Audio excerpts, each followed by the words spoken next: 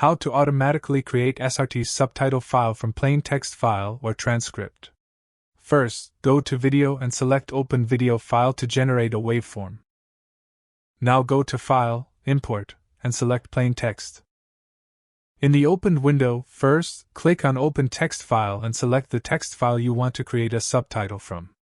Now you can see that Subtitle Edit created the subtitle lines but without any time codes. Here you have some other options like encoding and splitting which you should use based on your needs. You can set max number of lines, I use 2 lines here. Also you can set the maximum number of characters in each line. You have some other options like split at black lines and remove empty lines and split lines at some unique characters which you can use depending on your needs. But the important part is here. If you want to generate time codes, just click on Generate Time Codes and the time codes will automatically generate. Make sure to set duration to auto so each line gets a duration related to length of that line. You also have the option to change the gap between subtitles as well.